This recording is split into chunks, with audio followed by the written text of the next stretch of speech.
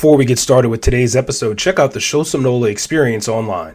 It's a monthly subscription opportunity to experience New Orleans wherever you are and support the local businesses that make the city special. That's SHEAUX, somenola.com. Enjoy today's episode.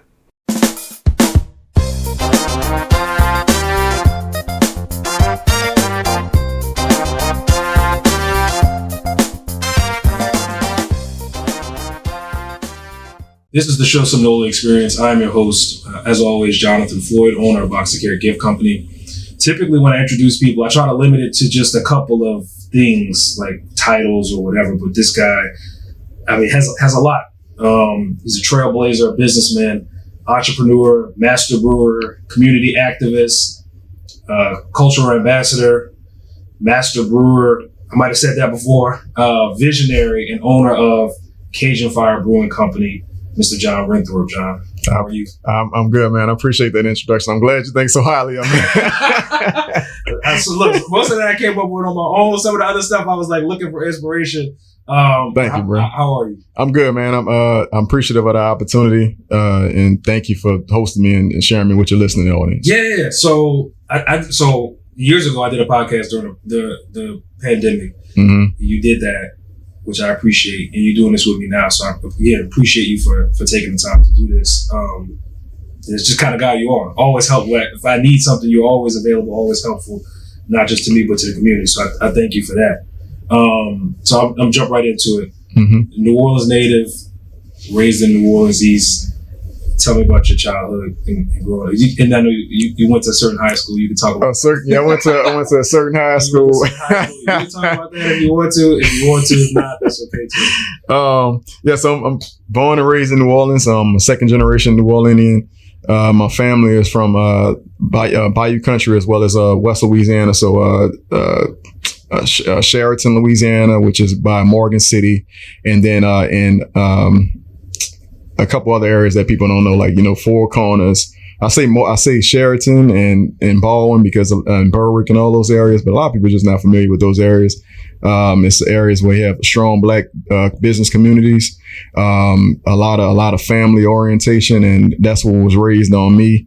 Even my father, he's from Kendall, Louisiana. Wow.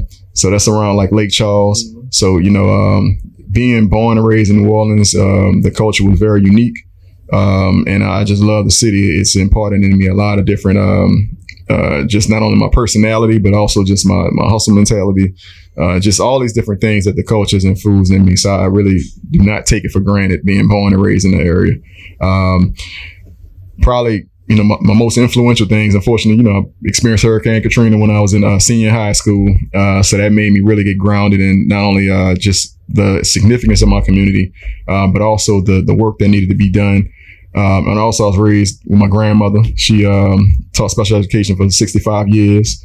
So I think a lot of her patience, let alone her religious background, is directly imbued into me. And then, our family, we are full of entrepreneurs. So I had a great grandfather who used to be a hog farm owner. My grandmother, I mentioned, Annie Bruner, she created the first school for Black children in the area she was in. So it's a lot of things that they've done and that I've been a fond of that made me into the person I am today. Right now, I got 2 kids. I'm a father. I'm married. I reside in Gentilly, and I took on brewing beer as a hobby, and as a byproduct of that, I've been able to carry a business empire out it. And I went to St. Augustine High School. So, Go ahead. That goes, we could talk about that for 30 minutes at a minimum, but I'm gonna save it for later. But that's my upbringing. I went to University of Florida. That's where I did my undergraduate studies in political science and environmental studies. When I moved to back to New Orleans, I also get further education. I got a master's degree in zoning and city development planning, which I didn't realize I was going to use as much as I've been using now, but I'll save a little bit for later conversation. Yeah. So you said a mouthful. I also know and have read, like, you have Native American influence in your family as well. Yeah. So I'm a member of the United Nations of Houma Indians, which is indigenous tribe that's situated right around Houma, around Ironton area. So that's also my background and heritage. Okay. You mentioned something. Now I'm bringing it up. I'm not saying you are. You sound like a future politician. Nah. You said political science, zoning. Well, yeah, I want.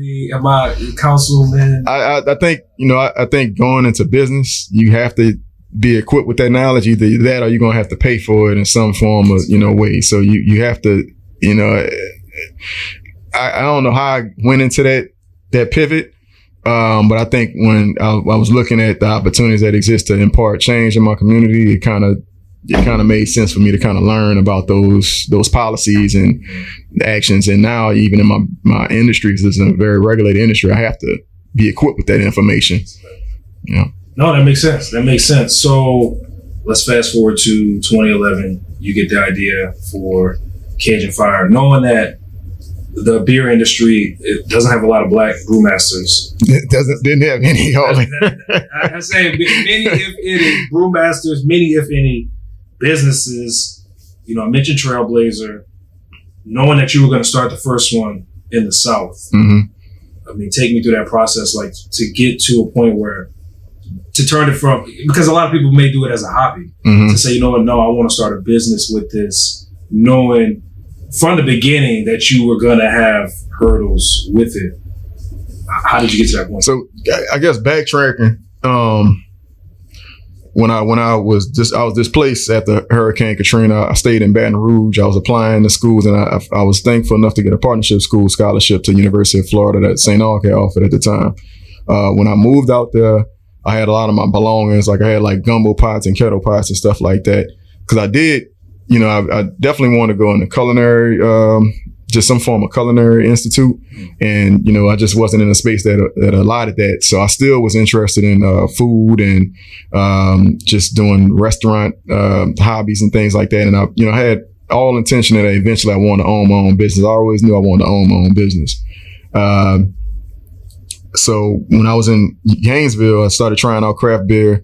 And a lot of times, even in that space, craft beer was something that was new and mysterious, talking 2004, 2005, 2006. And it just wasn't as just commercially viable and accepted as you see it today.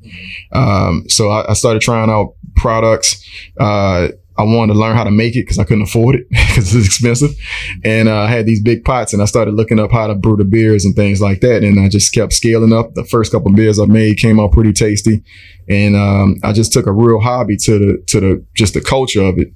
And from there, I realized just the economic impact that it could make. I studied New Orleans history. I looked at how a city was once a mecca for craft beer warehouses. And that was between Prohibition and then we would double down on it would be Katrina. All those manufacturing entities were pretty much swept away and removed. Jack's Brewery was no longer producing at that capacity. Zia's, which was they still had they're still a restaurant in operation, but there used to be a craft beer component to it. They weren't operating like that. And the only company I had to look for that I could reach out to and touch and reach out to somebody that was in New Orleans was New Orleans NOLA Brewing Company, which founded in 2008. And the owner, Kurt Coco, he was real receptive. He kind of looked at me crazy because he was like, I had no facial hair. I was barely in my early 20s, and I was reaching out to him. And he was one of the few people that was receptive enough to see, I guess, look in my eyes and see, all right, he wants to be in this space. So I always wanted to be in the space of an owner versus a consumer. And, from there, I started looking at the national landscape to find out if there was anybody that looked like me that engaged in this industry. And, the only people I would find was dead and gone. Or, I had Celeste Betty out of Harlem Brewing Company that I reached out to, and that was my only mentor base. So I said, all right, when I come back to the city, I see how viable these breweries are. I'm gonna set up my own brewery and then aid in reducing some of the blight that Hurricane Katrina had devastated on us. And that kind of took me on that road. Okay. So I want to ask about the socioeconomic stuff, but why beer? Were you like a beer drinker as opposed to vodkas or other spirits? Why did you land on beer in particular? So I kind of drank it all. I drank everything, man. I don't know what's wrong with me. But beer, I just really like the flavor profile of it. I like that it wasn't too, I guess I could still function and drink a couple beers. And then I just started to develop an appreciation when I realized just how complex it was, how you can pair it with different foods, how you can cook with it. It was so many different layers to that product, and then let alone just the development of it. I took like a lot of it was very therapeutic making beer for me. You know, even like the component where you got to clean a lot of the stuff and sanitize it, because it's very much a lot of biochemistry that's involved with it. I just thought it was very not only fulfilling, but also rewarding once you got a product that you crafted, that you nurtured, and like 30 or 40 days later, you can taste it and share it with friends and family. So I just like all those aspects of it. And from just a hobbyist standpoint to then developing a true appreciation for the craft, and then seeing just my own reflection in the space of brewing it and studying the history and our contributions, I was like, all right, if I'm gonna do it, I need to go all the way in on it and not waste my time. And I really went all the way in on the industry. I not only studied the craft from the present, but also appreciated the historical context with it. But what really fueled me was the fact that, you know, a lot of our contributions and narratives, just engagement with the industry was pretty much erased. We still are in a situation where we're not receiving any kind of monetary revenues that are worth anything in a cultural relevant brand or product that is, it's one of the oldest developed products in civilization, beer, you know, even older than wine. So, you know, it was a lot that inspired me to say, all right, if I'm gonna do it, I'm gonna do it. And if I'm gonna be in this space, I'm gonna really rock it out and be as authentic and New Orleanian as I can be. And it served me well so far. So yeah, it's crazy because you see now there's a lot of like black vodka companies. Mm-hmm.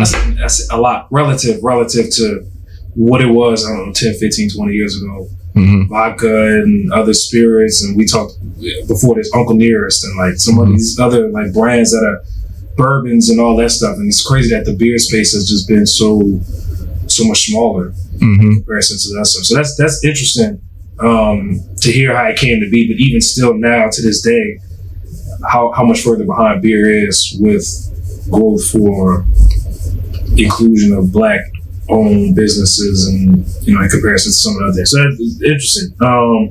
You talked about the socio-economic impact that you aim to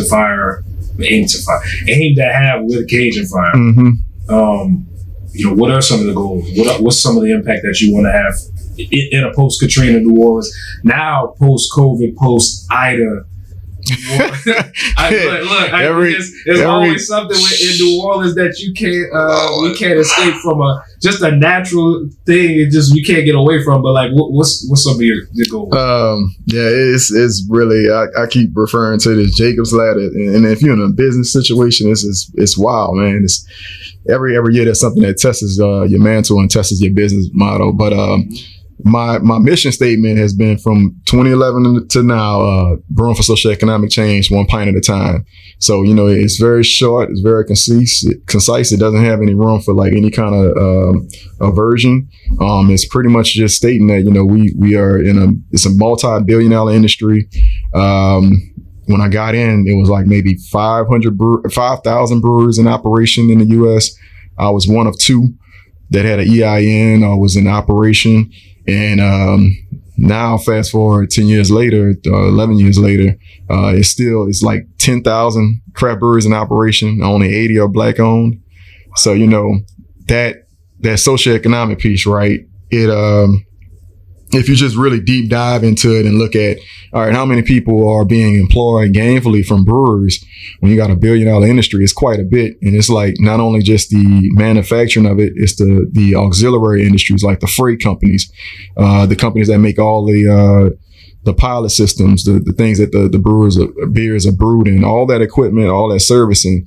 Now you're looking at close to 1 million plus people that's directly employed by brewing production, and maybe not even kidding, in the U.S. maybe 1,000 people, maybe that's black owned. That's in that space. Maybe in the state of Louisiana, maybe 6, maybe 10. So it's definitely, I realized even in that space, my early 20s with a business, I realized, I was in the business of beer production, and a lot of people mind automatically go to celebration, good times. They don't think about like the legacy building that you can have associated with it, or like just the sheer volume of revenues that you can achieve for it. So, it's very much to me, my mission, like I mentioned, brewer for socioeconomic change, one pint at a time. For me, it really is like almost like a civil rights, a reemergence of a civil rights situation. And, it's beer, but it's more significant to me than that. It's like about manufacturing, having the right to engage that industry and manufacture your own products. Wow. Yeah, I mean, he said a mouthful there.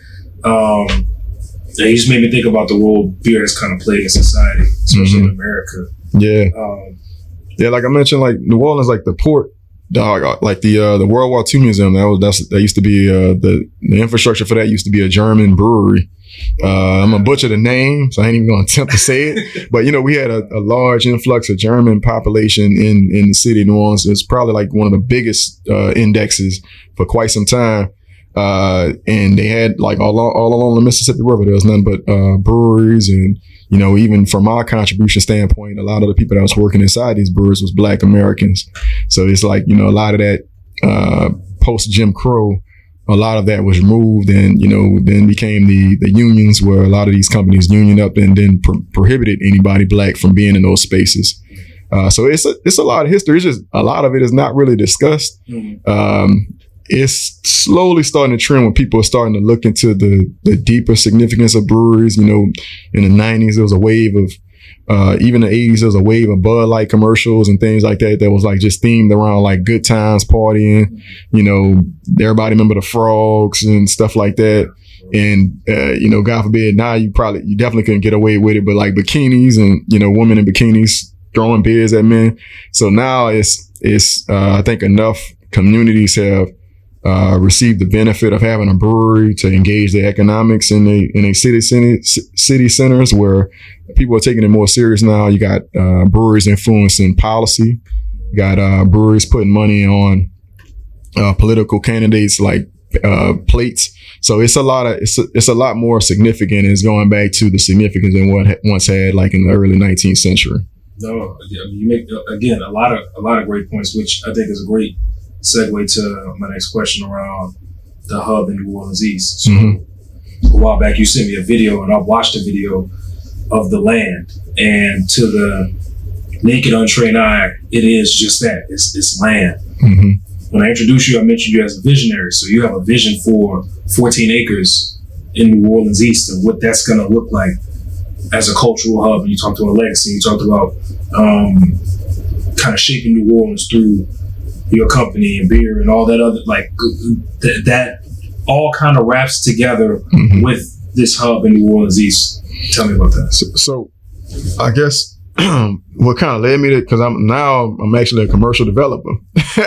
And I kind of forgot to explain this as well. Like, so I started my company in Louisiana. Well, Louisiana, even though we got drive-through daiquiri shops, we got open container laws, we got a lot of liberties that a lot of other states don't allot to their citizens, visitors. But if you're on a consumer side, if you're on the manufacturing side, we have the most regulated state in the U.S. So like when I'm in these spaces, when I'm talking to other, now a collective of other Black brewers that's in the different states, they don't necessarily have like a lot of the legislation or legal system to contend with when you're talking about being a manufacturer and all the different permits and inability to self-distribute your product, things that are borderline prohibition from all intents and purposes. So when I was first starting my company and I was looking for a location to do a brick and mortar, keep in mind I'm Black, so I have to contend with things that pre-exist systemically, like redlining, where I must have submitted maybe close to 30 letter of intents on properties, and I had people tell me from all different things, like, we can't do business with you because of religious reasons, to if I'm lucky they'll tell me that, but if I'm unlucky, I'll get a no response, no pulse, and then I'll just kind of sit on it and get anxiety, and then eventually move on to the next property that I could identify. Well, I know I needed a property that I could scale on, but I also wanted to, engage economic stimulus in wherever I was at. And I was like, all right, well, I'm born in the East. We got ample enough property. Let me see what we can do. Well, the next thing became, all right, finding a property that's zoned correctly. In Louisiana, brewer production is still classified as a sin-based business. It was like one thing after another. Oh, I've never heard that ever. I found a perfect location. Even, the spot I found, how I found it, I had to climb through some vegetation. I saw they had like some signage called, like, I think it was Corporate Realty, and I found who was the owner. The property I'm speaking of, it's like 14 acres. It's right adjacent to Jazzland / Six Flags, where we have a Bayou Phoenix development that I'm hopeful of. But it's right off the I-10 service road, past the it's at the corner of I-10 and 610. So I got all kind of traction. Well, I did my homework on the property, and this is before like drones was as accessible as you can get them now from like Costco and all that. But in like 2014, 2015, 2016, it just wasn't commercial where like the everyday person could just get a drone and figure it out. So I had to really do some legwork and canvas and find out what's a viable spot for me to develop on. Well, found this property. Me and my parents, we wind up getting it sold to us in Gretna Court. It was owned by like 14 different entities. Okay. We had to negotiate and really get our negotiating wheels on, and it was actually able to buy it. And that's impressive in my opinion, because it's like not often you have Black Americans would have that much land, commercially viable land right off the interstate that we have ownership of. But getting site control of that property, it truly transformed the trajectory of my brand, because now we had something that we can pivot into. We had something we can build upon. And then, even from just my financial input, I can feel confident that I'm not just throwing my money away in something that could dissolve overnight or, by court, just be taken away.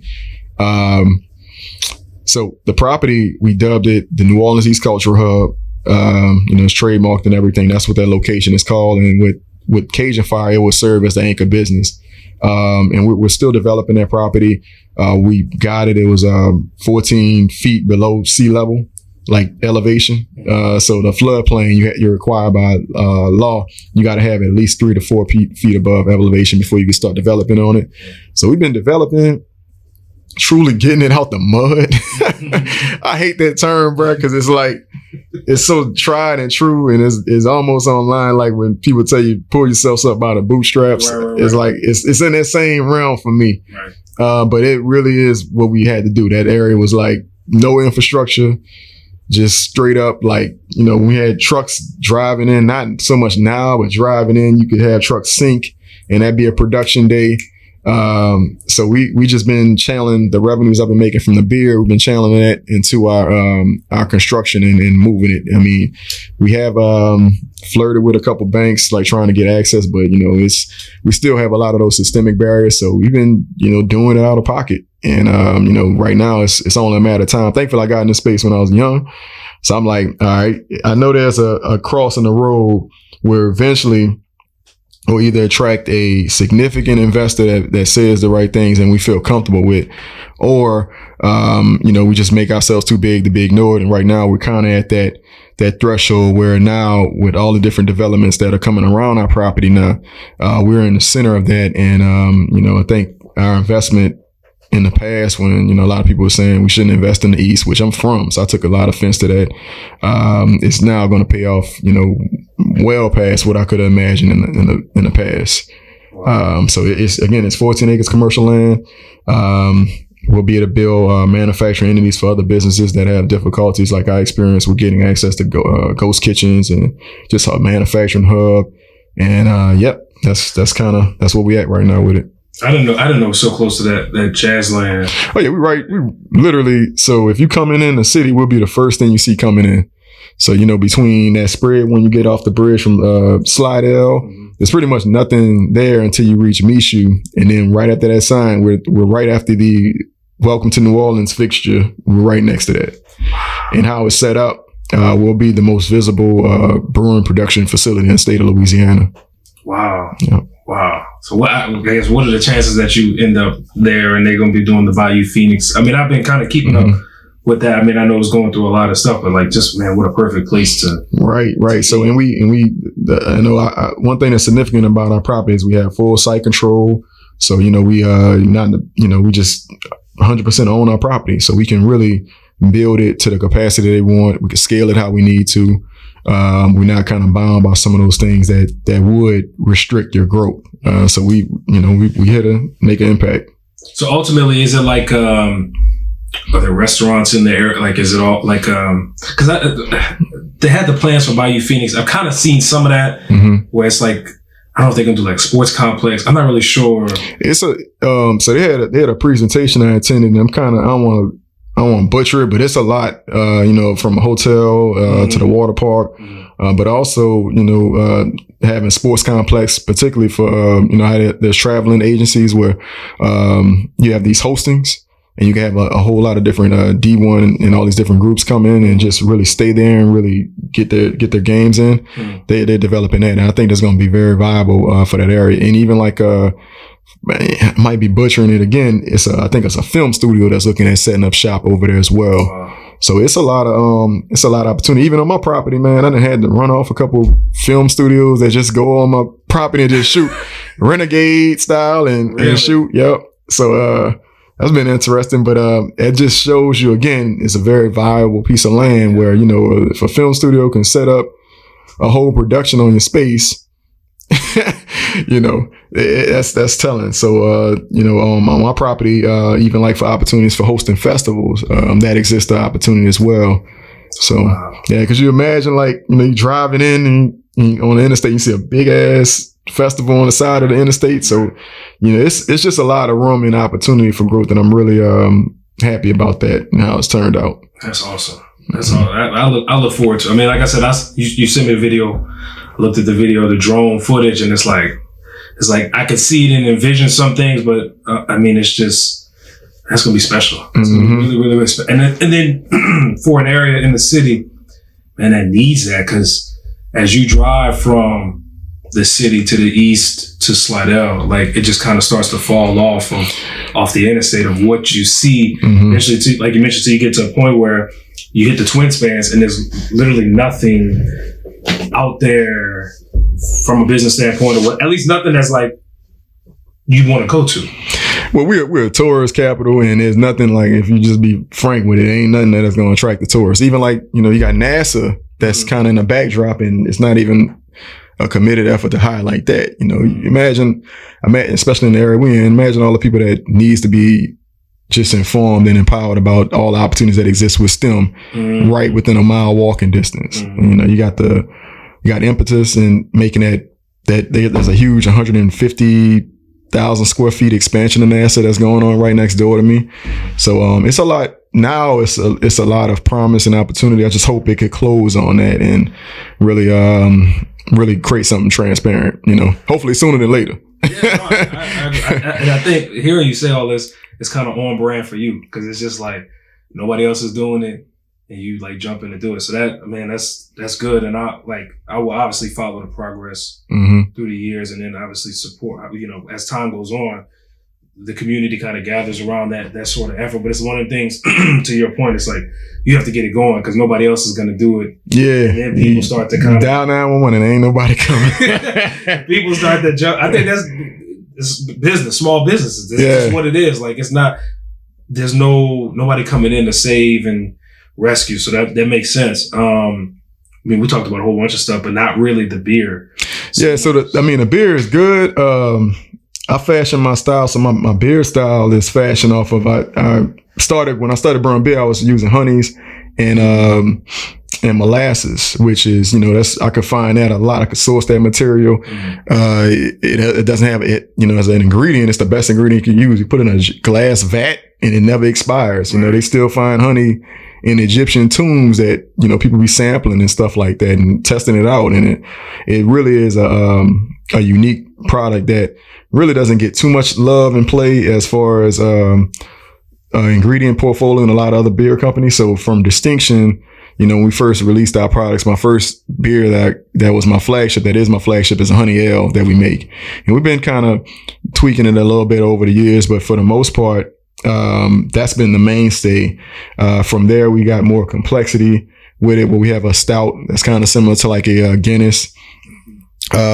Normally, what we try to do is gravitate to beers that have a traditional influence, but also to market to those which Black Americans traditionally consume. Most Black Americans, their first real tiptoe into like I would call it a complex or non-light style beer would be a Guinness.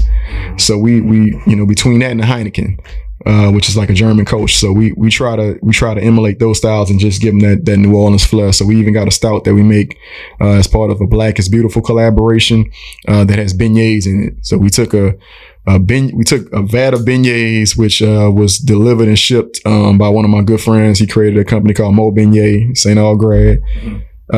We added that to the fermenter, and it came out, very tasty. You get a little bit of that pastry in the aroma, but it's not sweet. It's balanced. One of our IPAs we infused raspberries into it. It's a P-Train Funk IPA. With our styles, our flavor profiles, we just try to take things that people are accustomed to, but also add a little bit more complexity in it, and try not to make nothing overpowering. So we don't really have like extremely hop kicked products. We feel like they got enough of that on the market. And to be real with you, a lot of our market demographic, it doesn't really go well with not only like the foods they eat, but just their flavor palettes. Like I didn't tested out a lot of extremely hot beers on our demographic, and it just, it's hit or miss, not enough to keep the lights on. So we try to, do things a little bit different. A lot of what we do, even like from the design with the products, we normally tell like a story. We don't use any kind of caricatures or anything like that. It's true and authentic New Orleans, and we kind of use our beer as a Trojan horse to tell those stories. So I mentioned the P-Train Funk. It paid homage to Punch Train Park community, which is the oldest Black suburban community in the U.S. We did a product, Big Chief, which paid homage to Chief Zulu of the Yellow Pocahontas. The Golden Feathers. He's very much a wealth of knowledge when it talks about Mardi Gras Indian and masking culture. So we just featured Big Queen, a Big Queen product, which we paid homage to Dawn Richards, who most people know her from her career as being a pop singer and an R&B singer. Yeah, but she also masks with the Mardi Gras Indians, with the Wichita Nation. We released a product called Bayou Cowboy. That's probably our most recent product. It's a white ale, which is a kind of mellow IPA, very crisp, but it paid homage to Louisiana cattlemen and painted their story. We got a lot more things we want to do with the content, obviously, but those brands are, trademark, wordmark. We're not using any kind of goofy names. It's like really stories that's going to grow on and grow as we create those product profiles. So you got 5 total SKUs now? Right now, we got 5 that's on the market, but we've developed 12 SKUs to date. Because I know you've done some partnerships and stuff with some other. And that's kind of like, that's something that that's great in our industry. We do have a lot of fellowship where you collaborate with other breweries. So to date, we've probably the biggest brewing company we collaborated with is Brooklyn Brewery. We created a product with them called Seed, Stalk, and Root, which it was a beer again made. It's a dark lager. It was made with molasses and a grain called fonio, which is a West African super grain that I wasn't familiar with. My contribution was molasses, and we launched that product at Barrel and Flow Fest, which was a festival. It's one of the largest Black-owned beer festivals. It's held in Philadelphia. So we look for them opportunities. They're great ways for us to engage other markets, and it's also great ways for us to tell our brand story. Yeah.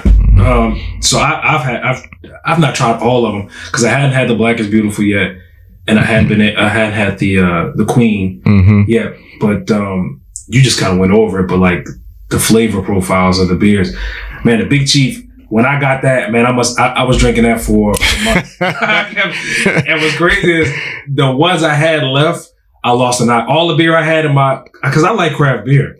All the beer I had left got thrown away after I had it. Like that stuff was in my refrigerator, and my pops went clean out the refrigerator. Oh no, pops! I mean, it wasn't is that I'm like, we still haven't recovered all the food that we lost from the deep freezer after I had it because we left and went out of town. But man, the flavor profiles are so distinct and unique. I like to think of myself as a beer drinker, even more than like. I like Crown and stuff like that, but how do you come up with the flavors? Like, how do you like because I know in beer you talked about it a little bit earlier, but like there's chemistry involved in it. So the thought of saying, okay, I want something with beignets in it, like for me, I'm like, that sounds crazy. Well, that wasn't. From a truly business-minded standpoint, that type of product, when we do something like that, and we do the raspberries puree and all that, those are more like a subtle like flex, right? Because it doesn't make the most business sense if you're going to expand the ingredient quality profile. That's going to expand the cost. That's going to reduce your revenues. But for those products, with our seasonals, we try to keep the freshness of it. So, with those, one of the incentives with that, Black is Beautiful product it was an initiative launched after George Floyd that a lot of breweries partook in, where a lot of the monies would go towards civil cases and unrest. And then I also got, the opportunity to collaborate with one of my good friends. Like he started a beignet company. So I was like, all right, let's see how we can merge this in and make our product be extremely hyper local by adding beignets into it, and that's an opportunity for us to do that with the raspberries. It's hard to source the raspberry profile we needed to make that IPA pop, but we was paying homage to Punch Rain Park, so we wanted something that was like distinct, that didn't taste like anything else on the market. So sometimes I try to balance the books of the product cost, like the cost of goods, and then also make sure it's something that could differentiate itself on the market. Because when you look at a craft beer market now, a wall, shelf, it's like a graffiti wall. You got all these different competing logos and brands, and all of it looks good and tasty. So I just try to make sure, from a strictly business standpoint, I can make a return on it, but also it has longevity to it. So I mentioned the raspberries, all the honey we add into our beer.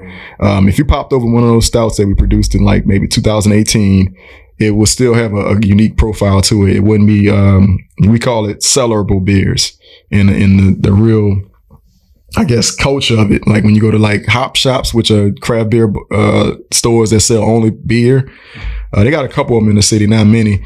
I think only like 3, but there's a following for people that like cellarable beers, where they can go to bottle shares and events and give it to their friends and family, and those beers normally exceed the 1 year shelf life, when a lot of other beers just don't make it that long without. So that's normally my focus. I try to make something that's going to be unique, it's going to taste good, but also can survive like a year, 8 months. Where it could finally get into the hands of somebody that might not be in the state, In a lot of cases, that has turned out pretty good for the brands. Man, I mean, to what you're saying, man, I like I said, I love the just the taste, man. Like some of the beers, I mean, I've had some, to your point, you see the cool looking stuff on the outside. You're like, what, I'm going to try that. And the stuff is just not really that good. Which I kind of use that to segue into the next question. You talked about it in the stores, and everybody's got the different look and all that stuff when you go to the crowd. And I'm specifically thinking of the Rouses near where I live and all the stuff that you see. From inception to now, I mean, you're now obviously in stores. Like, what is that process to making your first batch, to like getting a distributor or getting a co-packer, getting a distributor, to getting in the store, the stuff that you can talk about, to getting in a store over the last 12 years? Like, what is that to, and not just get in there, but distinguish yourself? Like, how do you like get in there and now you like set yourself apart? Because you're right. I mean, I go to the stores and you see like the I don't know if I call them classic brands, but your Budweiser and stuff. They've got brand recognition. They got name. They don't get too crazy. Like it's just. Because I think they get to a point where like they can't get too. Well, they get crazy, but they got the bankroll to like crazy is like, we're gonna have a whole wall of a new product. But I mean like the look, like you know a Budweiser can, I mean, if you think about in New Orleans, like, was it Pony Beers? Mm-hmm. Like, Jack's, Faubourg came back. They're doing stuff. And some of those beers, like, just have distinct, there's national and local ones or whatever. Mm-hmm. But like, how do you get in a store? And then once you're in the store, how do you make people want you in the store? Well, it's a lot, I guess, from my lens of operations. You just gotta, like, and it took me a minute. I just had to realize that, you're competing against companies that are like 100 years old. I have the brain trust and experiences of, like, all these different generations. Whereas, my company and a lot of my peers in this competitive space are fairly new. We only like maybe 5-10 years old. So you just got to be so unconventional to get into these spaces. And a lot of what, I guess I've realized has been my strength is the ability to build relationships. So, some chains, when you got a national chain, building those relationships are a little bit harder. Those that are local, you can sometimes drive to them and set up meetings. But it really is, you got to build relationships, and then you got to stay constant with it. Cause, a lot of these positions, a lot of people that's in procurement, especially like with national chains, that's not a permanent position. So, it's, there's no one way to it, man. I've done everything. And like, Master P used to sell his products out the trunk. Like, I give sample. I can't sell nothing directly to my customers. So I give samples away. I do a lot of in-kind donations. The word of mouth is important. So like, I make sure we always are supporting, the community with inaugural festivals. We do a lot of work with philanthropic and nonprofit partners. We call them our ecosystem partners. So, it's all these things. There's no one way to entry. Even like your wins, you just got to compartmentalize your wins and move on. Like, one thing I was proud of, we one of the first Black-owned beer brands or alcohol brands that had 5 SKUs for sale in Walmart at one time. So, I think, for a long time, my goal was chasing to being like a Walmart and a Rouse's. And then, now, more realistically, you got to look at, all right, what's the next step and how you going to grow and scale? Cause you can't just bask in that. You can't be stagnant. So, we've been reaching out to other states. We've been successful in getting, statewide distribution in Michigan. We're actively in pursuit of going into Texas right now. We have licensing where we can distribute and sell our products in North Carolina for perpetuity, which is pretty unique for that state. Georgia, we also have a license to sell alcohol. And then, I think the next biggest thing, particularly for a Black-owned brand, is getting access to distribution. You can have co-signs from major retailers and, they could be big as and successful as I don't know what, but if you don't have that distribution component, you pretty much are restrained from going into those markets. So, it is, I'm trying to think about how to summarize it. It's something that just is very complex. You think about distribution companies, they have like close to 1,000 employees. It's all everything is micromanaged, and then you have to file regulatory paperwork on alcohol for the liquid you're producing. So it's kind of, you could lose your mind kind of Breaking Bad on that, but we've been very successful in our own footprint of getting access to new markets, and right now we're even exploring international markets. So we actively engage with the country of Thailand. We got some footprints and markings in Ontario, Canada. So it's I just been real unconventional because there's no blueprint on how to get into these markets for a brand that's our size, our age, and also with ownership that looks like me. So we make some interesting moves. That's a lot. Yeah. So within all of that, is it a matter of, I guess, staying in can form, or like the thought of like kegs and being a restaurant? Like, because I don't know how complicated. Yeah. So with kegs, we would love to do kegs, but we just really don't have the capacity to do that. Because like, not only, with us, our main state that we sell the most product in is Michigan. So every time you have like an item like that where the weight you got to consider, like we shipping, I failed to mention right now while we're building our brick and mortar, we co-packing out of Virginia. Prior to Virginia, we was co-packing out of Portland, Oregon. So, that freight, that's always a lingering cost, like to thinking about. So with the cans, with aluminum cans, one of the advantages of it is the biggest enemy to beer is sunlight. That it doesn't have no sun that could penetrate the product. So you have less risk of any kind of product inferiority or anything like that when it goes into these new markets.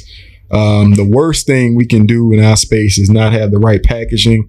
And when you, the customer, first try out and say, "Oh, I want to try a craft beer," particularly I want to try this craft beer, and it tastes bad or skunky. Mm-hmm. That's not only bad for the culture of craft beer, because we are still a smaller market in the full totality of beer, but also just, for me, I'm wearing a representation of black beer, right? So everything got to be legit. Mm-hmm. So we use pack tech that can support a lot of weight. If you see in our cans, it's like this, and you probably see a lot of other craft beers, they have this hard plastic removable thing. Yeah, so all those things are factored in, and then aluminum is a lot less in weight and freight weight. So I can ship more product. If I was to use bottles, the only advantage I would see to bottles right now in the market was I would be able to get into like a lot more prestigious restaurants and bars that only want to have the presence of a bottle. Like I know like in clubs, I don't know, I mean, sometimes it's kind of leaning a little bit, but if you got a bottle in your hand, that, some people like to hold something like that. Mm-hmm. It's a little bit different than somebody holding a can in their hand in the club, in a nice club or whatever. So you lose some traction like that, but you just got to figure out what you want to please and what you want to get done with your product. And for us right now, cans is the best way to go. Okay. Yeah, and we even do like 16 ounce cans. We do like one product in the traditional 12 ounce. But for our market, we sell our products in a 16 ounce 4-pack design. Okay. I figured, man, the supply chain and all that stuff. You got to manage. And you spoke about COVID and all those different influxes and things. Yeah. So during COVID, man, on top of Ida, our industry got hit with the worst supply chain shortage of aluminum can materials since World War II. So that was wild, bro. That was like it was crazy because then it became like when you had these bidding ops where big companies would buy in bulk now cans, and that's what led us to just strictly outside of our flagship strictly focus on 16 ounce cans, because all the 12 ounce cans in the market, unless you was like Coca-Cola or operating on one of those umbrellas, you was getting taxed for it, man. Wow. So wow, interesting. Wow. Mm-hmm. Okay. I just feel like there's a lot to what you do. Yeah. And the co-packing side. And I think a lot of industries have to deal in that space, seasonings and all kinds of people. So there's a lot to it. Before we get into rapid fire, one question, and I'm going to ask this, and you have to pick something, but your favorite flavor. And then also your best seller over the years. So which one that you taste, because I'll tell you mine, is Big Chief. And it was crazy because I wouldn't even think, I'm not a coffee drinker, and it has like a coffee chocolate-ish type thing, a dessert type feel. What's your favorite? And then which one do you like, man, people really love this particular? So if I just had a long day and I was like, all right, if I'm like cutting the grass, I just need to knock back something. Undoubtedly the honey ale. It's 5%. It's more drinkable and palatable than everything else, and you can really like down it. Believe me, I've done that a couple of times. But right now, I like the Bayou Cowboy a lot. Okay. It's probably my favorite beer style. Is a white ale. Is mildly bitter. It's not too overbearing. It's balanced. Has a crisp finish on it. Got a nice head, like a nice like foam head that creates like a silhouette in your glass.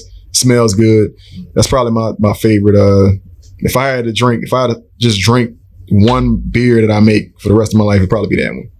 Okay. Yeah. I look forward to trying that. Okay. What's the best seller? Which one do you like? The best seller is the honey ale. Yeah, Big Chief was because we actually wasn't thinking about running the Big Chief stand for that long, because we normally try to do like seasonal offerings and have the honey ale always be a mainstay and have the seasonals kind of do their thing and then stay limited and come back. So we don't want to overstay our welcome with anything. But that Big Chief was selling like just as fast as the honey ale. Yeah. I personally, I like it. And like more you're like, I don't say fruity, but like citrusy, wheat, like that type. And so that was a completely different profile for me, and I loved it. So I will say that. All right, rapid fire. So I got 10 questions. I'm gonna ask you. You can say a lot, say a little, whatever you think. However you want to run it. It's gonna hit the mark.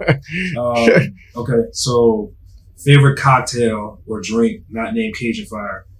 And I don't mean, it doesn't have to be a brand, but like what's something, like you go somewhere and you at a restaurant, what's a drink that you old fashioned. Old fashioned. That's a good or honorable mention, a Scotch neat. Scotch neat. Okay. Yeah. Okay. I'm not gonna ask which kind because we're not, I'm not trying to give anybody. Hey, sometimes I say low shelf. Just ain't gotta be Scotch. Gonna be Scotch. Nothing wrong with that. Favorite Mardi Gras parade. Be careful with this. I like Nefertiti. Yeah, I do, because it's like I bring my family out, man, and I think for what they doing, because it's in the East, bro, I just really think it's pretty cool. Like, it's all woman led. Like, from an economic side, I like that. I really do appreciate like what they stand for, and they always got like world class business women that's running all this stuff, and to organize a Mardi Gras parade and pop it off like that is to me is next level. But I like bringing my family out there too, so it got a lot of themes in it. They be giving away like throwing out coloring books and books to read, so I just think it's pretty cool. I got a young daughter, so I think that's selfishly that's my favorite parade right now. Yeah. I've never been, so I have to put that on the list for next year. Okay, when you aren't working, what are you doing most? Man, I'm honestly probably just reading. I like to when I can kind of get present and really just take my mind off things. I like to read. I don't really read. I don't ever complete any books, but I always read like chapters. So I think that's very peaceful. I like going to the gym. Probably can't tell because I ain't been in a minute, but I do like going to the gym and working out. Understand. Let me see. That's kind of it. Watching food television. Okay. I'm actually favorite TV show. But, okay. All right. Secret talent. I don't know, man. To be real with you, I'm like out of like hobbies. Like this kind of be so all encompassing. I really don't know. That when you were young, that you basketball, sports, or nothing that. Yeah, I like swimming a lot. I mean, I swim pretty good. Okay. I don't know, man. I haven't been swimming. Man, I can't say the last time I was swimming. It's been years. Yeah, I love the water, bro. Like, I don't really get to be in a pool per se as much as I used to, but yeah, I like swimming in the water and swimming in lakes, all that, bayous, all that, man. I haven't been swimming out. This is a good one. I haven't been swimming in a long time. I don't know if that's a talent, but I know a lot of people. If you can't swim, is everything. Or swim. I mean, I can jump in the water and I can survive. Like, but I'm not gonna win a race. I guess, all right, talent. I think it's something that's important. Is life saving. I know CPR.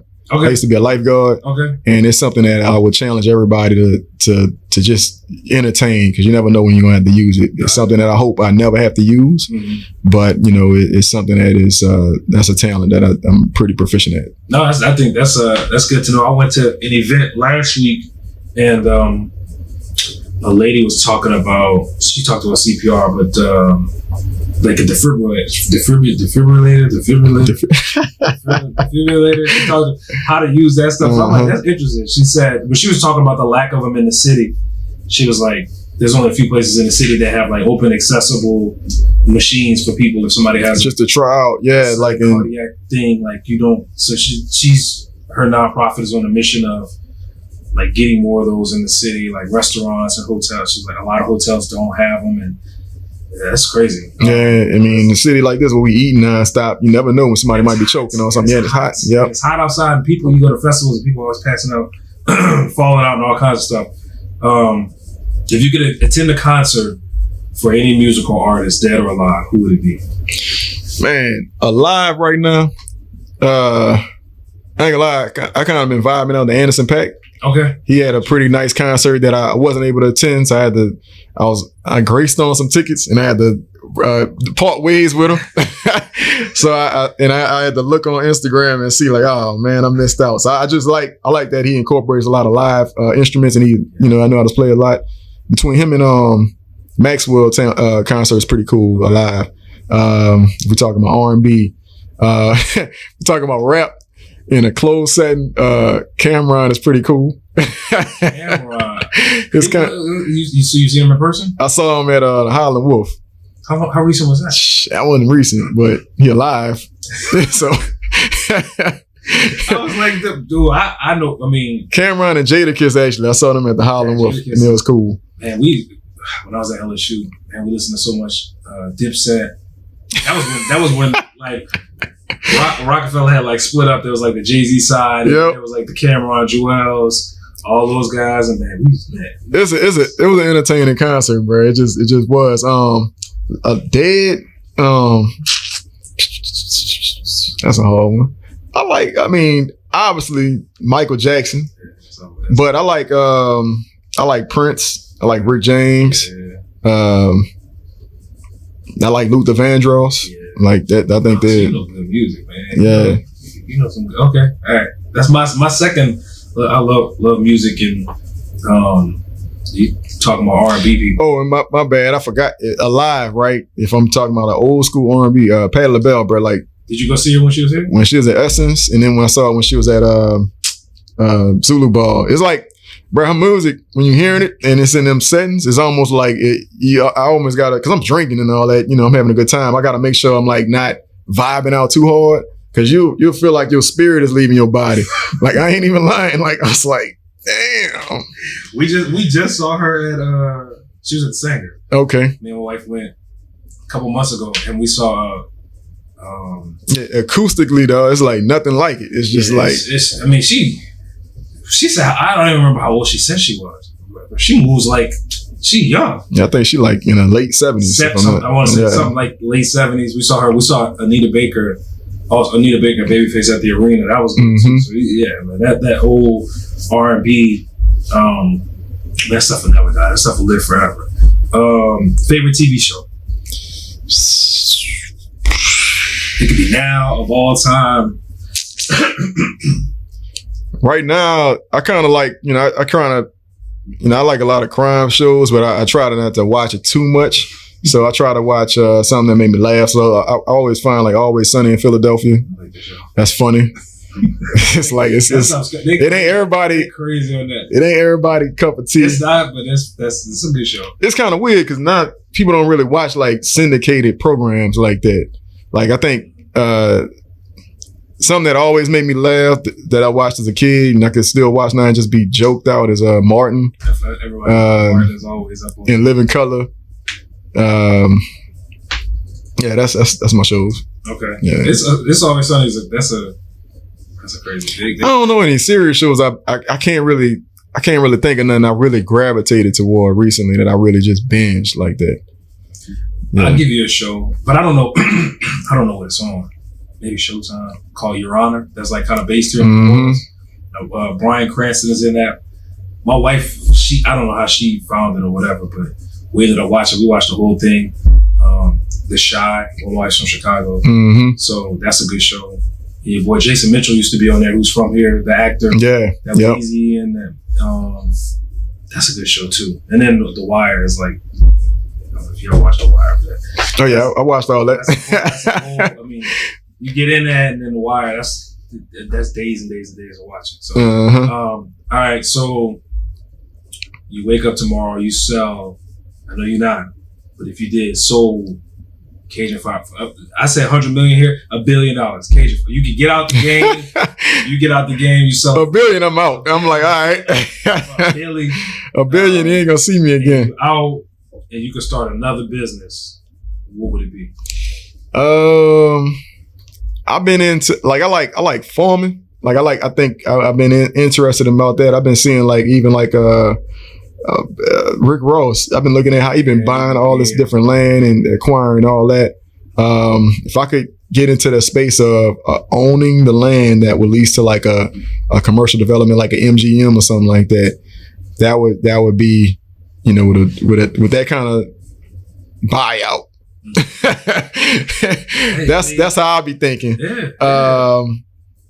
But realistically, like, let's just say if an entity was to buy Cajun Fire off, I was to sell it, my price would be around like, you know, the 50 million mark, around that, you know, because I could always create another. I'm an entrepreneur. I could always create another business enterprise, and you know, I would just make sure it's something that my children could work on as well, because that's one of my goals, is to make sure my children, hopefully, and my nephews don't have to, you know, work for nobody. You know, they could go straight to a business that they desire and get it popping, instead of having to, you know, work on anybody and, you know, do all that, put in work and stuff like that. Yeah. So I asked this question to Tiffany from Wix, and this discussion ended up going kind of a different way. But you know, we talked about Black businesses and selling, and you know, as of late, a lot of Black musical artists have been selling their catalogs and stuff. And of course, in the Black community, people hear that and they jump and feel certain ways about that sort of stuff. So it's I think, to me, I'm like, everybody kind of has a price. I mean, like, you have the opportunity to potentially do something else. You might be able to do more selling your business and getting out and going and do something somewhere else. So, so to hear you say that, I mean, like, I think, like, ultimately, will we love to work in our businesses till we hire 70, 80 years old, 90 years old? You know, of course. Something we could pass on or whatever, but what if you could do more? Right. And, you know, I think it's like two sides of it. It's, you know, because right now, you know, I would view my company as building itself into an institution, right? So obviously, you want to have some component. There's always ways you can set up royalties, or you can set up ownership, where, you know, you can still have that stake in it for your community. But, you know, at the end of the day, you know, it is an economy, and you just never know somebody's financial situation. So I don't really, you know, I don't take too much grievance in when I see people selling whatever their intellectual properties are, brand.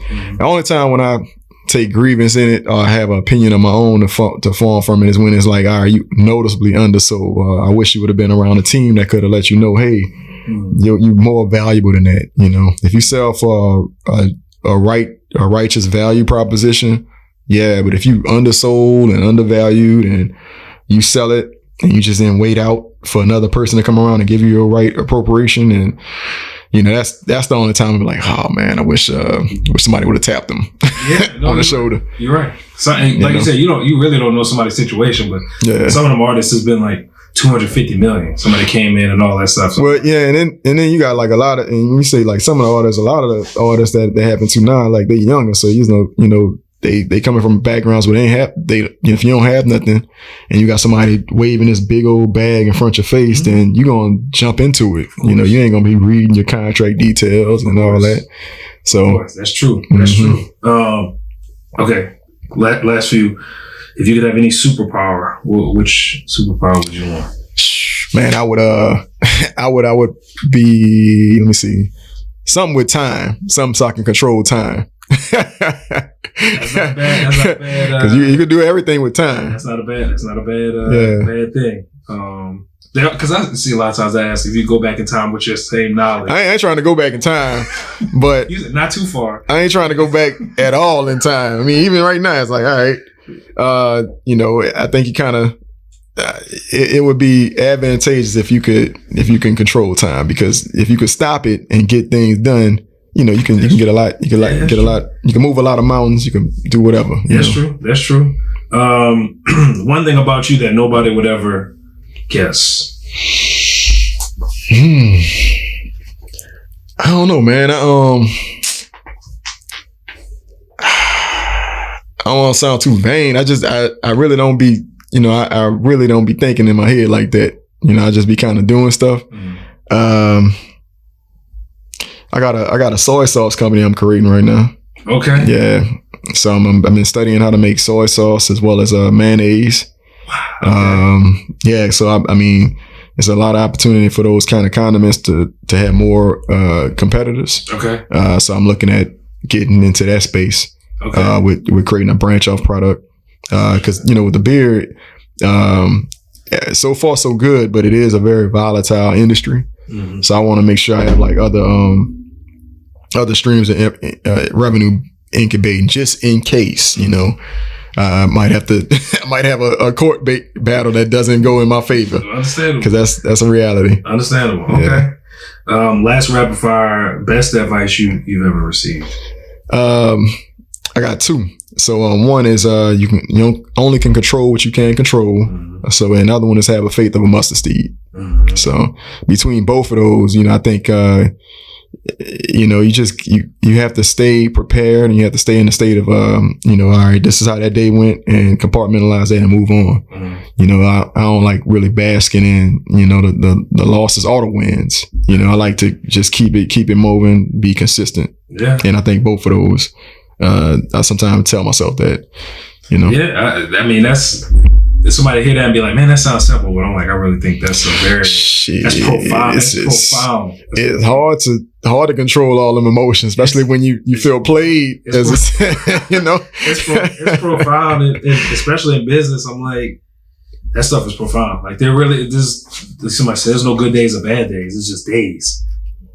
Well, I don't know. I ain't reached that level of maturity yet, but of course, I mean that's a hard place. I listen to I don't know, Eric Thomas. I don't know if you listen to a lot of ET, hip hop preacher or whatever, and they did like a thing in Mexico. They did it this year. I didn't go this year, but I went last year or whatever. But it's somewhat inspirational, but it's about entrepreneurship and talking about working through trials and tribulations and all that stuff. But it's just like kind of what you're saying is like there is no it's just actions and then actions that come off of that, because they're like, you may make a mistake that set you up for 100 good things after that. Mm-hmm. Or you may do something good, get comfortable, and then that you slack off and lose the next 10. It's like you really just want to win more than you losing kind of thing. Well, and it's like a give and a take. So in our space, I say that control, you can only control what you can't control, but normally that's like a last ditch thing I just do to protect my mind, so I can control my anxiety, because by the time I done got to repeating them quotes, I done went already down the rabbit hole of all the different ways a scenario can go bad and how it can go good. So I just normally, when I'm like, all right, I'm ready to close this, let's roll with it and see what the outcome is going to be. Mm-hmm. That's where I come with that resolution. Mainly the one is, you just gotta stay positive, and you just gotta work to your best ability. That's all you can put forward. I agree. All right. Mm-hmm. So just last few questions. One thing you learned as an entrepreneur about yourself, and then one thing you learned about business. Since you started. So one thing I learned about myself is I learned everything. I mean, you learn your health. You learn, for instance, you learn stuff like you really are, in my position, because I got to run so many things, I need my brain to be really on it. You start taking notice on your blood pressure, your levels, you're getting your checkup, it comes across rules where you got so much stuff that's relying on you just being in a good state of mind that you got to be cognizant of all those different things. I'm cognizant of what I eat, cognizant, I mentioned working out, I'm cognizant of how much I work out. I'm even cognizant on when I need to, commit more family time and being that balance. So you kind of really learn yourself. I got on my end, I probably have a lot of anxiety. But I realize I'm very determined. Mm. So I noticed and I don't really I don't like to get into all the moon stuff. Right. But I think my personality is very well suited for what I do. I'm very analytical.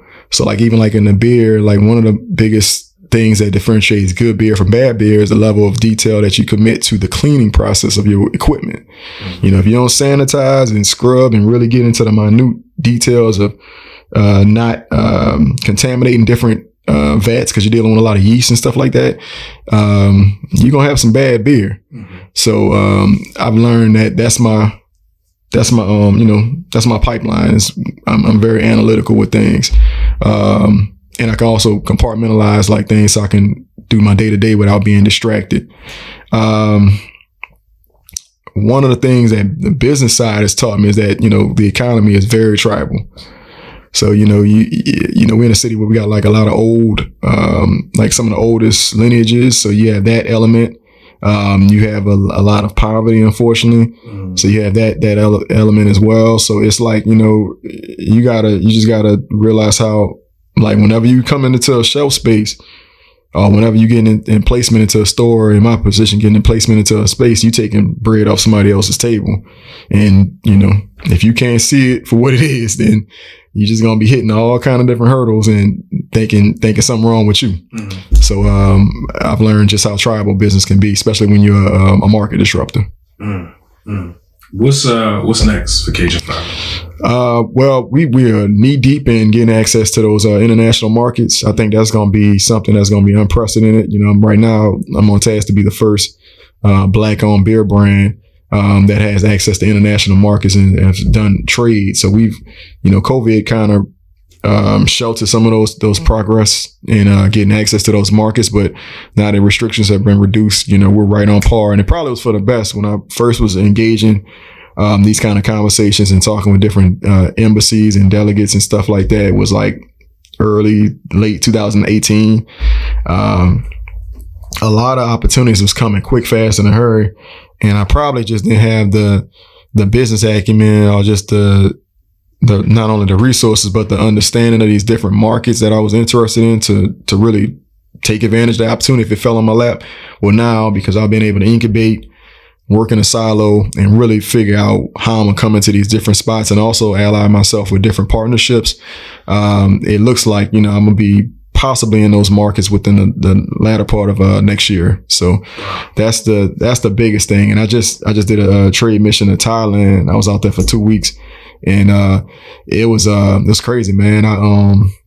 Honestly, I didn't go out there as prepared as I would like, but I knew what I knew. I know I'm an expert in my own right, in my space. I was able to negotiate and talk with 8 different embassy leaders from representing 8 different countries. I got a sit-down conversation where they drank and tried my products out with 2 different prime ministers. Got featured on Thailand, CNBC, and I don't speak none of that, but I know what I know, and what I know is beer production, and especially in my space where it's so competitive, and I'm the only one in a lot of cases that look like me in the room. I had to make sure I'm really savvy on the side of sales, marketing, and let alone execution of a brand. So I think that's something that we can see ourselves going into. We're trying, and I do say trying, we hopeful we can get our brick and mortar location up before Super Bowl arrives in some capacity. Okay. So we can take advantage of this. So that 2025 number is very much lingering in the back of my head. But yeah, that's the goal. Like, once we get that brick and mortar location set up, we can participate in all kind of research and development and really increase our product profiles, but also increase all the different auxiliary businesses that we can drive with the company. Okay. You got a lot going on. So I followed you before I met you.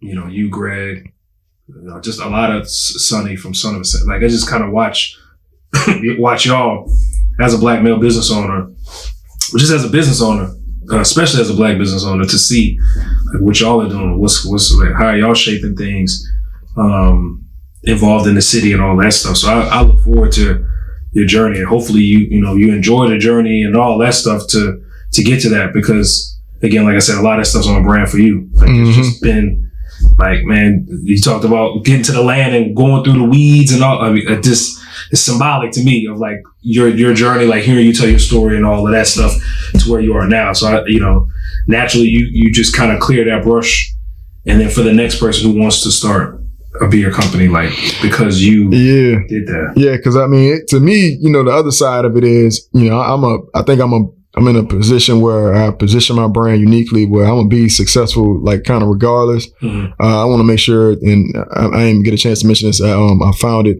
with a couple other beer entities, the first National Black Brewer Association. So, for me, it's always about not being the first, but making sure I ain't the last. And that's my my evolution of my mission, because it's like, we have to get in a space, particularly Black America. We got to get in a space where we own some economies of scale. And right now, you mentioned like some of the restaurants and things. It's really for an area that's as big as us. Even in Kenner, you don't really have that much. You don't have that many restaurants, like high end restaurants. For all of the contributions our city has given the world, like with jazz music and all these different patents, we don't really have nothing we building like talking about it. So, I'm hopefully, I ain't trying to be the only one in this space that's reinventing the wheel and getting it moving. But, like yourself, bro, you're a component of that as well. Like I watch you grow and evolve, and, your social media savviness is off the chain. Mine is like, is he alive? I wish I could take the credit. I had to, because I'm like, I wasn't doing a lot. Yeah. I don't like to share. I mean, I don't really like to talk. I'm like, I just want to do the work. You know what I mean? Like, I don't feel like telling you every single thing I do. And that's to say, I mean, I know you working. Like, you know what I mean? If you're not talking. I'm glad people give me the benefit of the doubt. It doesn't mean you not do it. I don't know. Cause especially at a time like now with businesses, it's so much about looking like you are something or doing something, as opposed to actually like doing it, and people kind of falling for that. And then like so I'm like, I mean, this times I'll do stuff, and the person who handles my social media will be like, "Did you tape it?" And I'm like, I didn't even think about that. Cross my mind. So it's just, so I definitely have a lot of respect, whether you put it on social media or not, or a lot of respect for what you're doing and all of that stuff. Because I don't know, it's hard to tell who's real and who isn't. Well, let me. Okay, you mind I do one shameful plug? Go ahead. All right, so they got and I'm real, like you mentioned, I'm more like introverted. I don't really like sharing like that, because I just don't have the energy to be that on. You know what I'm saying? 'Cause I used to work in corporate, and being on like that is like, man, it drained my battery like to the ground. So and a lot of people probably know what I mean when I say being on. But I'm in a film called One Pint at a Time. It's done exceptionally well. It's an independent film. It was shot by a Reuben film crew, and it really, like, if anyone that's in the listening audience wants to check it out, it really gives you a amazing landscape on like Black contributions to the craft beer industry, as well as some of the pioneers that's in this space, the new era of pioneers that's in this space. Because my company, we recognize as the 5th Black-owned beer company, but to be honest with you, I always take that with a grain of salt, because prior to like, Jim Crow and all that, we wasn't recognized as humans, so you couldn't own an LLC. There's been countless beer companies, pioneers in this space that have occupied it, that's brewed, even like, what you're experiencing with Uncle Nearest and their rise, and that story coming out about, the evolution of Jack Daniels and his contributions. That's across the board. There's no industry that didn't have an inception from Black hands when it comes to manufacturing in America. So, we with the National Black Brewers Association, we look to engage, we look to inspire, but also tell that story in that film, One Pint at a Time. If you can check it out, it very well captures everything, and it follows my efforts, as well as a person that I'm fond of. That's one of my we do a lot of partnership with, is Rhythm Brewing Company, based out of Connecticut, a Black woman-owned beer brand, first in the state. As well as a Black owner from Tampa who has a company called Be Less Brewing Company. So, it's worth checking out. And again, it's One Pint at a Time. I think the website is like onepintatatime.org. But that film has won like 100 plus independent film awards. And I've been kind of touring with them to different random locals that I was trying to, I ain't want to say my ass, but my ass ain't got no way of experiencing. So if there's one thing that I've definitely appreciated as a student of this industry, is the fact that it exposed me to all different kind of communities that I never would have imagined experience if I took any other profession. So I'll put a link to it in the like in the show stuff on YouTube. Even when I put it for the podcast. Okay.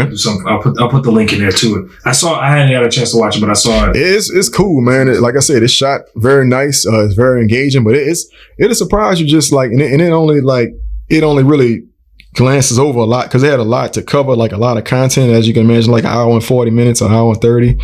But it's a lot to cover. And when you see the grand, just how it's shot and how it's scaled up, it's like, man, it might inspire others to get into this space. I know like a lot of people have seen it and got invested into the industry, and you know, it's a multi-billion-dollar industry, and people are not gonna stop consuming beer no time soon. So that's a fact. That's a fact. Where can folks find you? Where can they find the beer? So we in New Orleans, Southeast Louisiana, we distribute about Southern Eagle sales and distribution. You can find us in Walmart, Total Wines, Trader Joe's, Rouse's, Conseco's, and a couple other like, you know, mom and pop restaurant stores or specialty stores. But in Michigan, we carry by Imperial Beverage. So they cover us statewide. Okay. So we're looking at expanding that footprint and, you know, just trying to be a brand name that people could have good celebrations with. Yeah. Well, social media, what's the? At drinkcajunfire.com. Drink Cajun Fire. So it's there. I know it exists. I know it exists. We timed it where we try to just really, honestly, we only really post on it when we're doing events with different partners. So I know like coming up soon, we're sponsored with Zydeco Festival. Okay. We have some sponsorships that we always do annually with Bayou Classic. That might be a title, Bayou Fest. Need to do something with that. But Bayou Classic, we try to always, you know, New Orleans East Festival, we did the inaugural one, we're going to do it again. So we try to always partner up with like community events, and that's really where we get the best exposure at these festivals, because that's where you get the full community come out support, and we like to be a part of those vibrations. So. Yeah, absolutely. Well, I appreciate you for sitting down with me doing this. This is always good. Always, bro. Always. I'm looking for the next box of care. Thank you for tuning into this episode of the Sheaux Some NOLA Experience. Don't forget to check us out online at showsomenola.com.